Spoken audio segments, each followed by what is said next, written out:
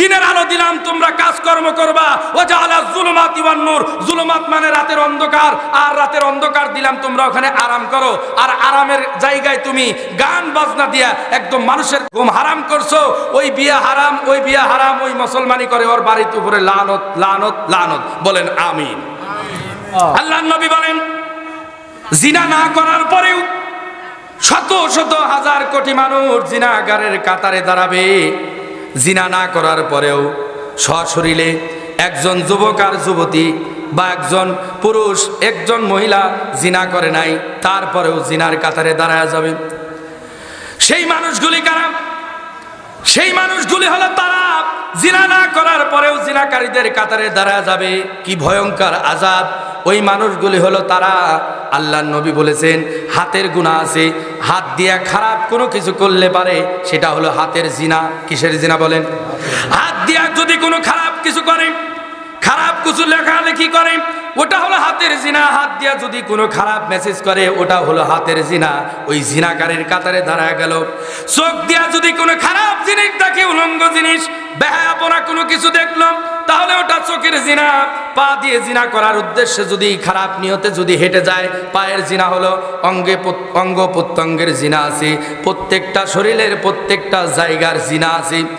এই সমস্ত জিনা না করেও এই সমস্ত কাজ করবে যারা, দ্বিতীয়বার আল্লাহর নবী বলেন ওই সমস্ত নারী, ওই সমস্ত মহিলারাও জাহান্নামে যাবে, জিনাকারের কাতারে দাঁড়াবে। কারা? ইয়া রাসূলুল্লাহ, ইয়া হাবিবাল্লাহ, ওই সমস্ত নারী পুরুষ জিনা করে নাই, নারীরা জিনা করে নাই, কিন্তু হাজার হাজার পুরুষের সঙ্গে জিনা করেছে, সেই গুনাহে লিপ্ত। ওই পুরুষ মহিলাগুলো কারা?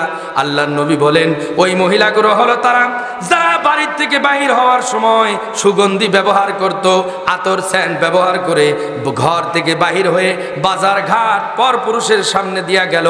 যতগুলো পুরুষ, যুবক যুবতী, যতগুলো পুরুষের সামনে দিয়ে যাবে, যুবতী বা মহিলা হোক, যদি সেন্ট নিয়ে ঘর থেকে বাইর হয়, 1000 পুরুষের নাকে যদি ওই মহিলার সেন্টের গিরান যায়, 1000 জনের সঙ্গে জিনা করার গুনাহ তার নামায় আমলে দেওয়া হবে। দেখছেন কি ভয়ঙ্কর কথা!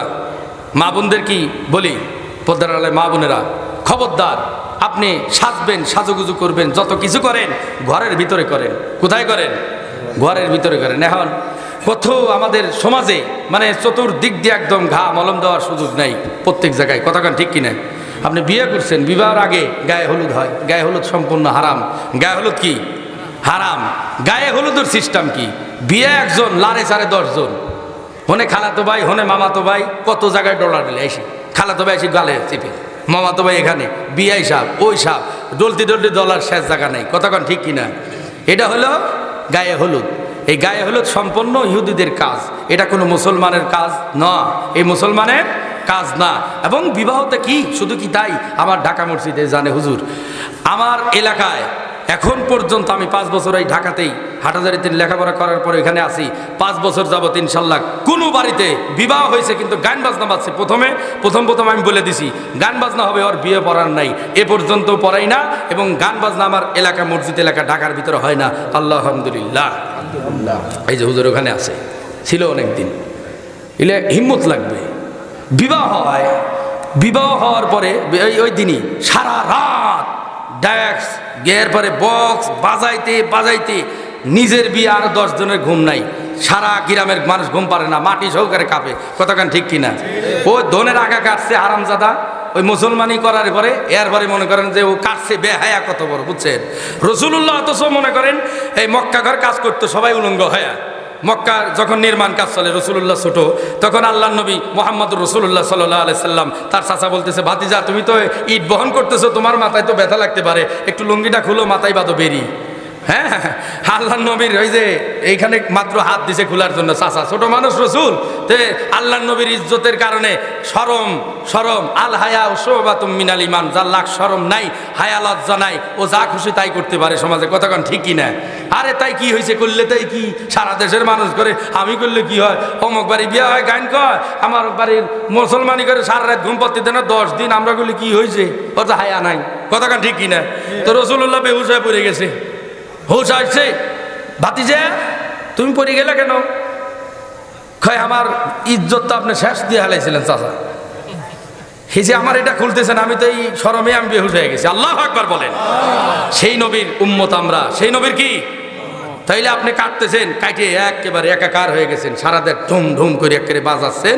সারা দেশের মানুষের ঘুম নাই, অনেক মানুষ তাহাজ্জুদ পড়ে, তাহাজ্জুদ শেষ, ঘুম পাড়তে পারে না।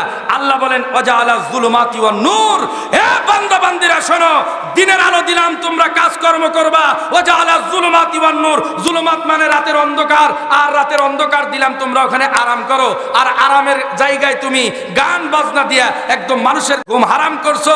ওই বিয়া হারাম, ওই বিয়া হারাম, ওই মুসলমানি করে, ওর বাড়ির উপরে লানত লানত লানত। বলেন আমিন। আছে না নাই? কি খারাপ লাগতেছে? রাসূল এই বিষয়ে হাদিস কয়, শুনেন। ক্বালা রাসূলুল্লাহ সাল্লাল্লাহু আলাইহি ওয়াসাল্লাম ইন্নাল্লাহ তাআলা বাসানি রাহমাতাল লিল আলামিন ওয়া হুদাল লিল আলামিন ওয়া আমারানি রাব্বি আযজা ওয়া জাল্লা বিমাহকিল মাআসি والمزامير والأوثان والصلب وأمر الجاهلية أو كما قال رسول الله صلى الله عليه وسلم। رسول বলেন, শুনেন, إن الله تعالى باسني رحمة للعالمين, নিশ্চয় আল্লাহ রাব্বুল আলামিন তামাম পৃথিবীর জন্য রহমত, হেদায়াত, পথ প্রদর্শক করে আমি নবী মুহাম্মদুর রাসূলুল্লাহ পৃথিবীতে প্রেরণ করেছেন আল্লাহ পাক, সুবহানাল্লাহ। এরপরে ওয়া আমারানি রাব্বি আযজা ওয়া জাল্লা বিমাহকিল মাআজিব ওয়াল মাজামির ওয়াল আওসান ওয়াস সুলবি ওয়া আমরিল জাহিলিয়া, আমার রব আমাকে আদেশ করলো, হাবিব, যত প্রকারের ঢোল, তবলা, একতারা, দোতারা, সেতারা, গিটার, হারমোনিয়াম, যত প্রকারের জাহিলিয়াতের কুরস, খ্রিস্টানদের কুরুর চিহ্ন, এই সব কিছুকে আমি ধ্বংস করার জন্যে, মাটির সঙ্গে মিশিয়ে দেওয়ার জন্যে আমি আল্লাহ আপনাকে রহমত করে, হেদায়েত করে, পথ প্রদর্শক করে পৃথিবীতে প্রেরণ করলাম। আল্লাহু আকবার। তাইলে ঢোল ভাঙার জন্য রাসূল আসছে না পক্ষে? কি কথা কয় না কে? গান বাজনা ধ্বংস করার জন্য নাকি গান নির্মাণ করার জন্য? ধ্বংস করার জন্য। আল্লাহ রাব্বুল আলামিন বলেন, তোমরা গোপনে প্রকাশ্যে কি করো না করো কেউ জানে না, আমি আল্লাহ জানি। তাহলে গোপনে যদি আমি গুনাহ করি, কেউ জানলো না, দুনিয়ার মানুষ জানলো না, গোপন গুনাহ করার পরে ওই গোপন ভাবেও তওবা করতে হবে। কার দরবারে? বলেন আল্লাহর দরবারে তওবা করতে হবে। তার কারণ আল্লাহ রাব্বুল আলামিন বলেন, আমি তো রহমান রহিম, এই নাম্বার গুণের অধিকারী আমি। তার কারণ হলো পৃথিবীতে জমিনে নারী পুরুষ অহরহ গুনাহ করে, এই গুনাহ থেকে বাঁচার জন্য আমি তাদেরকে ঢিল দেই, সঙ্গে সঙ্গে তাদেরকে আক্রমণ করি না, অ্যাটাক করি না। কারণ এই বান্দা বান্দি গুনাহ করার পরেও জমিনে যখন চলাফেরা করে, আমি আল্লাহ ছায়া ছায়া দেখি ওই বান্দা বান্দি ফিরে আসে কিনা, ফিরে আসে কিনা। আর বান্দা বান্দি যখন গুনাহ করার পরে ভুল বুঝতে পেরে তওবা করে, দুই চোখের পানি ফেলায়া দেয়, আমি রব্বুল আলামিন ওই বান্দা বান্দির জীবনের সব গুনাহ মাফ করে দেই। আল্লাহ রাব্বুল আলামিন বলেন,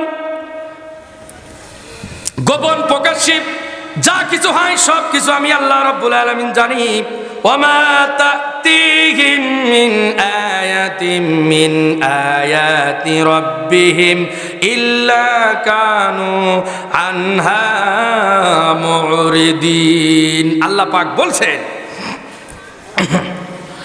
যখনই তাদের কাছে ওই কাফেরদের সম্পর্কে যারা অবিশ্বাসী করে, আল্লাহ এবং তার রাসূলকে অবিশ্বাস করে, আল্লাহ পাক বলছেন, যখনই তাদের কাছে তাদের রবের পক্ষ থেকে কোনো নিদর্শনা আসে, তা থেকে তারা আনহা মুরিদিন, তা থেকে তারা বিমুখ হয়ে যায়। যারা অবিশ্বাসী করে, আখিরাতকে বিশ্বাস করে না, পরকালকে বিশ্বাস করে না, আল্লাহকে বিশ্বাস করে না, আবার বিশ্বাস করলেও অনেক মুসলমান আছে, অনেক কোরআন হাদিসের কথা বলার পরেও মুখ ভ্যাঙ্কায়, দূর এটা কত কি কয়, হুজুররা দেশ মে শেষ, একবারে কত কি হুজুররা কয়, সব কি মানা লাগবে, আর কোনো কথা আছে? আছে না নাই? আল্লাহ পাক বলেন ওই কথাটাই, আনহা মুরিদিন। এই যখনই নিদর্শনা আসে, কোরআন তো একটা বড় নিদর্শনা, ঠিক কিনা বলেন? এই কোরআনের কথা শোনার পরেও কি খারাপ লাগতেছে নাকি? উঠেন কে, ওই যে উঠে যাচ্ছে, টাইনি বসায় দিবেন ডাইরেক্ট। এই যদি নিদর্শনা আসে, ওরা কি করে? আনহা মুরিদিন, মুখ ফিরায় নেয়, দূর শুনলাম না, মানলাম না, না হয় কাই কি হয়েছে? আল্লাহ তার কথায় কয়, কি হয়েছে ওইটি আমি দেখা দিচ্ছি তোমাক। কি কইছাও? সারা জীবন ধরে কোরআন হাদিস শুনতে যাও, এরপরে তুমি নামাজ পড়তে যাও না, সোজা হচ্ছাও না, এবার দেখো তোমাকে কি করতেছি।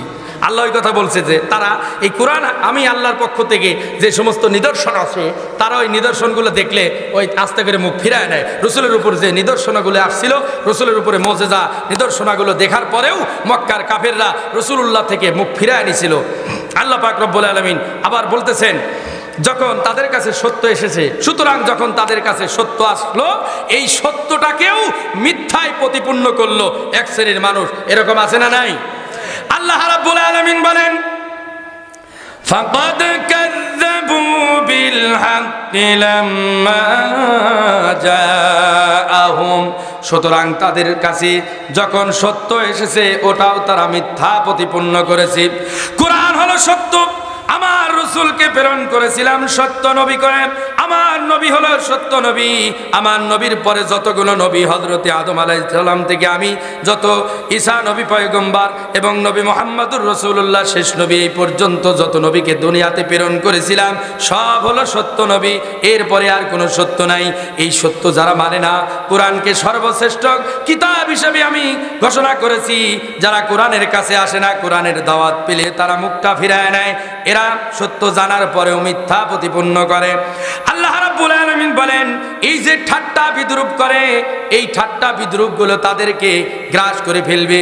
যারা কোরআন নিয়ে ঠাট্টা করে, দিন ধর্ম নিয়ে ঠাট্টা বিদ্রূপ করে, ফাসাউফা ইয়াতিহিম আম্বাউ মা কানু বিহি ইস্তাহজিউন।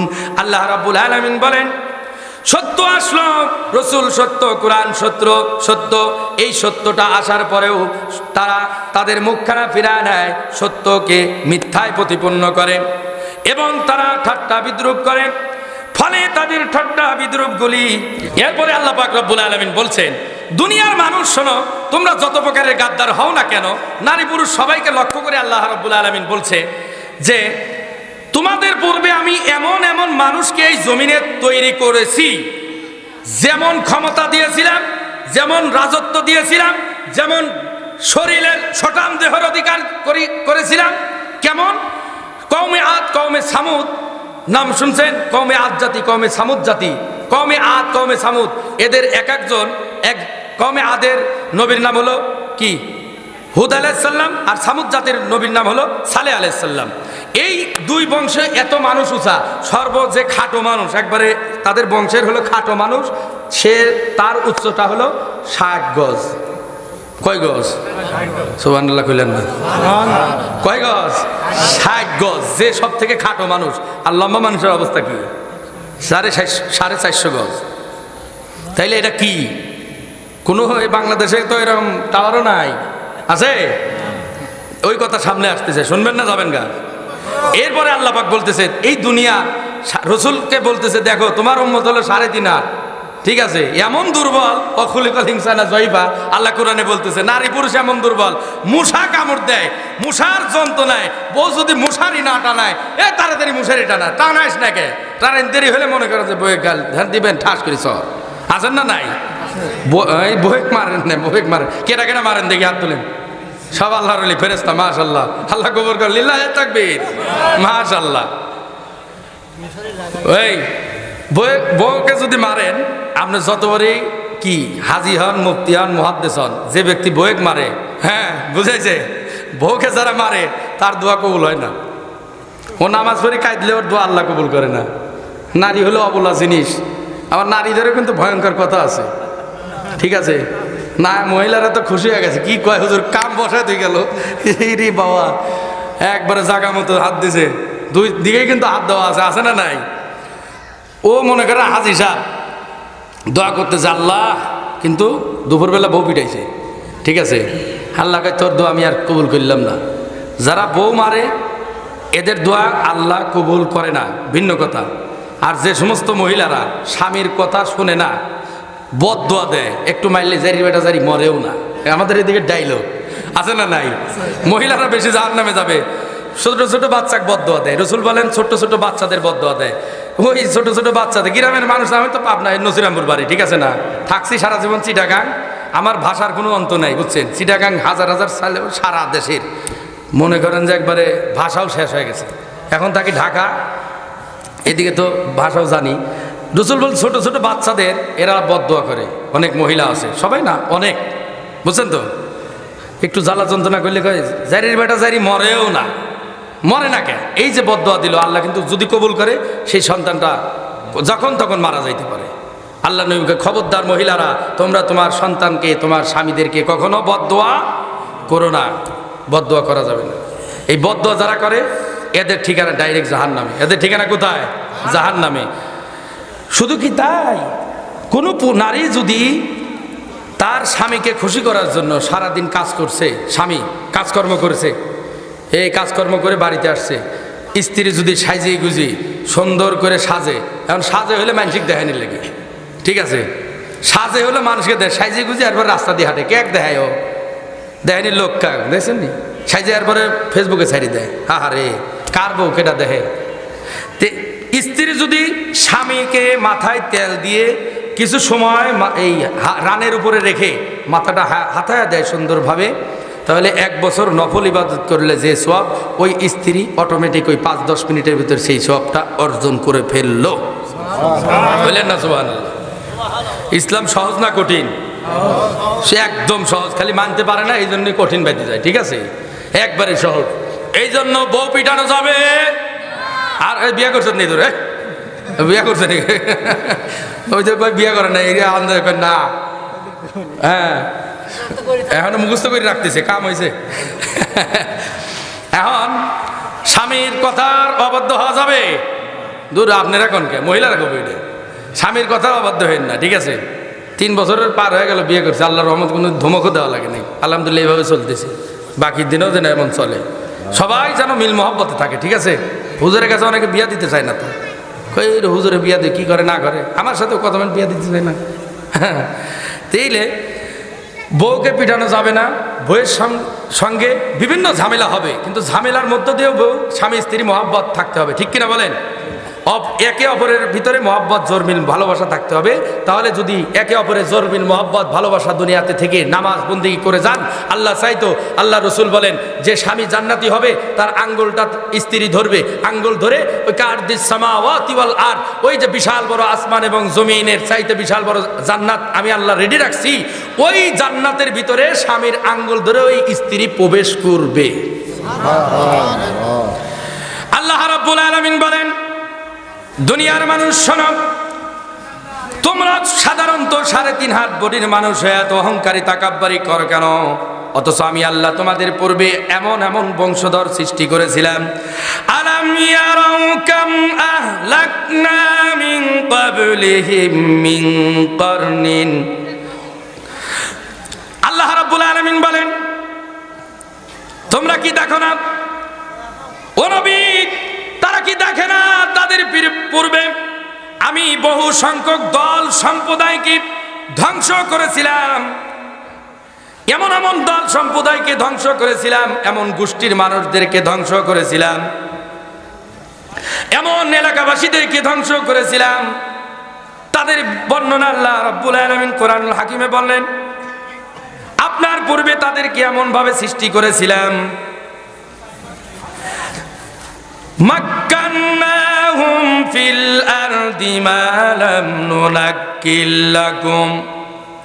তাদেরকে আমি জমিনের ভিতরে এমন করে সৃষ্টি করেছিলাম, এমন ক্ষমতা দিয়েছিলাম যে ক্ষমতা তোমাদেরকে আমি আল্লাহ রাব্বুল আলামিন দেই নাই।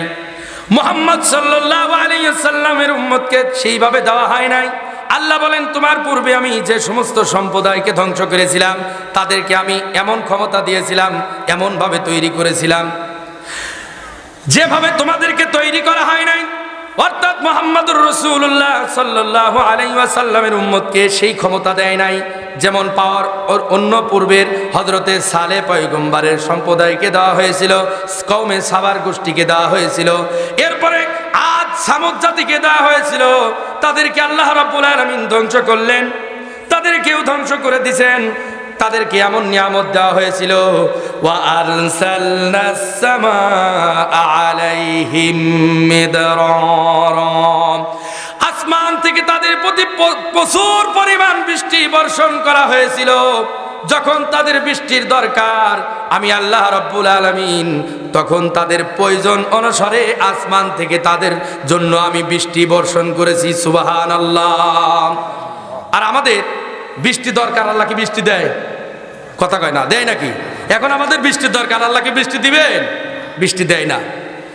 আল্লাহ রাব্বুল আলামিন বলেন আমি আসমান থেকে প্রচুর পরিমাণ বৃষ্টি বর্ষণ করেছিলাম এবং তাদের পদদেশে নদ নদী তৈরি করেছিলাম।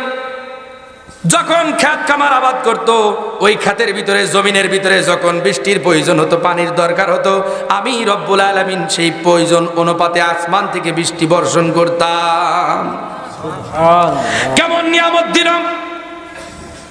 ওয়াজআলাল আনহারা তাজরি মিন তাহতিহিম, এবং তাদের পদদেশে আমি রব্বুল আলামিন নদ নদী প্রবাহিত করে দিয়েছি, সুবহানাল্লাহ বলেন।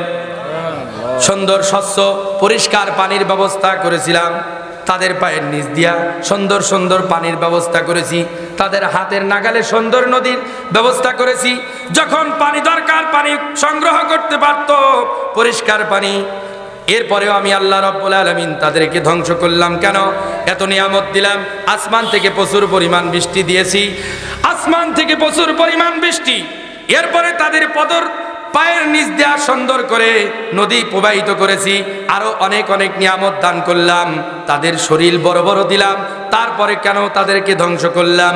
ফাআহলাকনাহুম বিযুনুবিহিম, একটা মাত্র কারণ, ওই সমস্ত নারী এবং পুরুষদেরকে গুনার কারণে আমি রব্বুল আলামিন ধ্বংস করে দিয়েছি। নাউজুবিল্লাহ বলেন।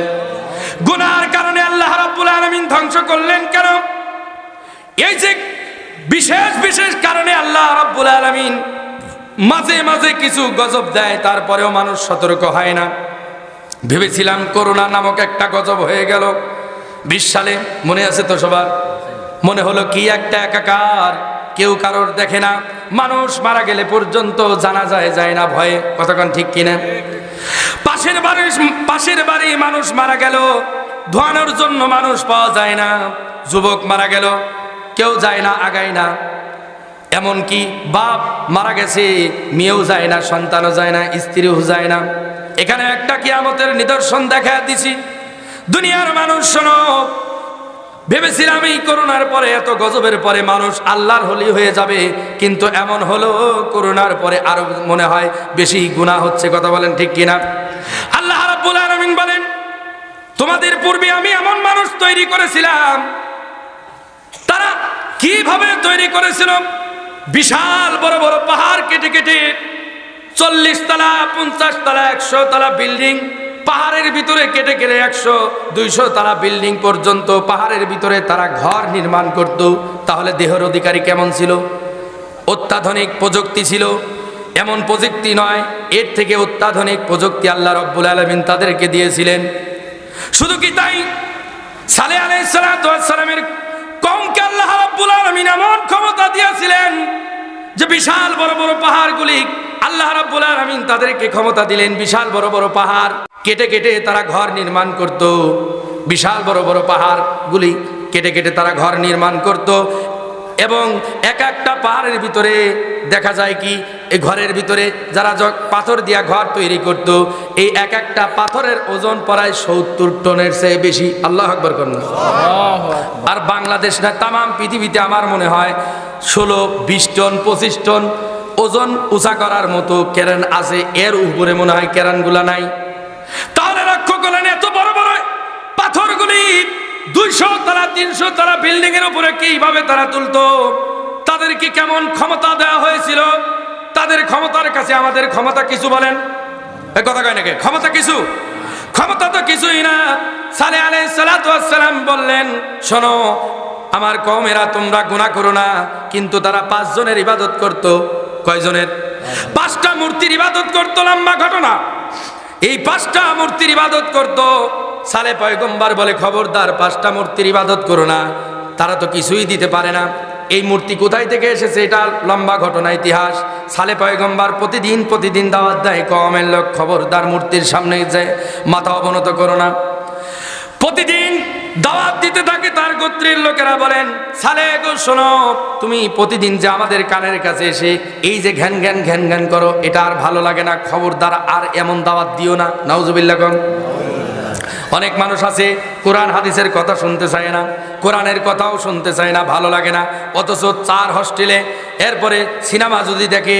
অনেক মানুষ আছে নামাজ পড়ে 5 ওয়াক্ত, মসজিদের ভিতরে গেলে তার সময় যায় না। 1:30 বাজে হুজুর, জুমার দিন 1:30 বাজে হুজুর কেন শেষ করে না? 10 বার ঘড়ির দিকে তাকায়, আসে না নাই? অথচ সেই ব্যক্তির দিকে লক্ষ্য করলে দেখা যায় মাথায় টুপি, এরপরে দাড়ি। নামাজ শেষ করার পরে ও মাথায় টুপি দিয়া চাষটলের ভিতরে চেয়ারের উপরে পা তুলে এরপরে হা করে দেখে ছবি, নাটক, খবর, হা করে দেখতেছে। ওখানে সময় নষ্ট হয় না? এমন মানুষ আছে না নাই? অথচ এই যে সময়গুলি নষ্ট হয়, কিন্তু কোরআনের কথা শোনার জন্য অনেক মানুষ বিরক্ত বোধ করে। আল্লাহ রাব্বুল আলামিন নের হাবিব হযরতে সালেহ পয়গম্বর বলেন, ও আমার কওমের লোকেরা শোনো, এই গুনাহগুলি ছেড়ে দাও, মূর্তি পূজা করো না, মূর্তি পূজা করা যাবে না। তার কওমের লোক বলে, ঠিক আছে, তুমি কালকে আমাদের মেলা হবে, এই মেলার ভিতরে তুমি চলে আসবে, তোমার সঙ্গে আমাদের কিছু বোঝাপড়া আছে। সালেহ পয়গম্বর মেলার ভিতরে ওই মূর্তি 5টার সামনে হাজির হয়ে গেল। সালেহ পয়গম্বরকে তার কওমের লোকেরা বলল, ও সালেহ, তুমি যে প্রতিদিন আল্লাহ আল্লাহ বলো, যে আল্লাহকে দেখি নাই, আর তুমি আমাদের এই 5 জন মূর্তিকে তুমি মানো না, তাহলে আমরা এই 5টা মূর্তির কাছে এই 5টা মূর্তির সামনে তোমাকে বলি, তোমার আল্লাহকে বলো, তোমার আল্লাহ যেন ওই যে বিশাল বড় একটা পাথরের পাহাড় দেখা যায়, ওই পাথরের পাহাড় থেকে যেন একটা 10 মাসের উটনি বাহির করে দেখায়। আল্লাহু আকবার বলেন। বলেন তো, পাথরের ভিতর থেকে কি উট বাইর হয়? কথা বাইরে, এদিকে বাইরে হয়। পাথরের ভিতর থেকে তো উট বাইর হওয়ার কথা না। পয়গম্বর সালেহ আলাইহিস সালাতু ওয়াস সালামকে বলেন, সালেহ, তুমি যদি সত্যি নবী হও, তুমি যদি আল্লাহর প্রেরিত দূত হও, তাহলে এই যে বিশাল বড় পাহাড় দেখা যায়, পাথরের পাহাড়, এই পাহাড় থেকে একটা উটনি বাইর করে দেখাও। তারপরে উটনিটা 10 মাসের গর্ভবতী হওয়া লাগবে। কয় মাসের? 10 মাসের গর্ভবতী হওয়া লাগবে। সালেহ পয়গম্বর নামাজ পড়ে আল্লাহর দরবারে হাত তুললেন, আল্লাহ, তোমার এই কওমরা তো আমার কথা শুনে না, ও আল্লাহ, আমি নবী এই কথা বিশ্বাস করে না। রব্বুল আলামিন, তারা তো আমার মুজিজা দেখতে চেয়েছে, তোমার নিদর্শনা দেখতে চায়, পাহাড় থেকে তারা উট বাহির করার জন্য আমাকে বলেছে। ও রব্বুল আলামিন, এখন যদি পাহাড় থেকে উট বাহির না হয়, তাহলে তো তারা আমাকে মানবে না, আমার কথা বিশ্বাস করবে না। আল্লাহ রাব্বুল আলামিন বলেন, সালেহ পয়গম্বর, আপনি তো আমার নবী, আপনি দোয়া করবেন, দোয়া কবুল করার মালিক আমি আল্লাহ। আল্লাহু আকবার। সালেহ পয়গম্বর বলেন, রব্বুল আলামিন, যদি আজকে আমার দোয়া তুমি ফিরিয়ে দাও, তাহলে আমার কওমের লোকেরা আমাকে মানবে না। আল্লাহ রাব্বুল আলামিন বলেন, সালেহ পয়গম্বর, তুমি হাত নামাতে দেরি হবে, কিন্তু ওই উট বাইর করতে আমি আল্লাহ দেরি করব না। সঙ্গে সঙ্গে সবাই লক্ষ্য করলাম, ওই বিশাল বড় পাহাড়, পাথরের পাহাড় থেকে, পাথরের পাহাড় ফেটে হঠাৎ করে আস্তে আস্তে 10 মাসের গর্ভবতী একটা উট বাইর হয়ে গেল। সুবহানাল্লাহ, জোর আসতে গে যে কাফেরদের বলতেছে, দেখো উট বাইর হলো, এখন তোমরা মানো। বলতেছে, আমাদের আরো কথা আছে, উট তো বাইর হলো, এই উটের যাতে করে দুধ দোয়ানো যায় ব্যবস্থা করো কিছু। এরপরে বাচ্চা প্রসব করছে, বাচ্চা হওয়ার পরে ওই দুধ দোহান শুরু করলো। দুধ দোয়াইতে দোয়াইতে এলাকাবাসীর যত হাড়ি পাতিল আছে, সব হাড়ি পাতিলগুলো দুধ দোয়া একদম হাড়ি পাতিল ভরে একদম শেষ দিয়ে ফেলেছে। সুবহানাল্লাহ। কয়, আরো কি হাড়ি পাতিল আছে তোমাদের? কয়, তো আমাদের বাড়ি ঘরে তো হাড়ি পাতিল যা ছিল, সালেহ পয়গম্বরের উটের দুধের দিয়া এত বেশি দুধ হয়েছে, দুধ দিয়া সবগুলো হাড়ি পাতিল সব পরিপূর্ণ হয়ে গেছে। আল্লাহু আকবার বলে। এরপরে আল্লাহ পাক ঘোষণা করলেন, কোরআনের আয়াত পড়ার সুযোগ পাচ্ছি না, ঘোষণা করলেন যে নবী, আপনি তাদেরকে বলেন, এটা হলো আল্লাহর নিদর্শন, এই উট তোমাদের উটও খাওয়া দাওয়া করবে, তোমাদের উট একদিন পানি পান করবে, আল্লাহর নিদর্শনের উট একদিন পানি পান করবে, খবরদার মাঠে ঘাটে চলাফেরা করবে, এই উটকে খারাপ নিয়তে তোমরা কখনো ধরবে না এবং তাকে প্রহার করবে না, পিটা দিবে না। ঘোষণা হয়ে গেল। একদিন 2 দিন, মানুষ তো এমন খারাপ, যেটা করবেন নিষেধ এটা আরো বেশি করে। কথা কন ঠিক কিনা?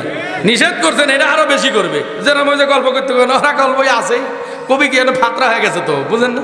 এরপরে মানুষ এখন উঠে খবরদার মারা যাবে না, উঠে কষ্ট দেওয়া যাবে না, খারাপ নিয়তে উটের গায়ে হাত দেওয়া যাবে না।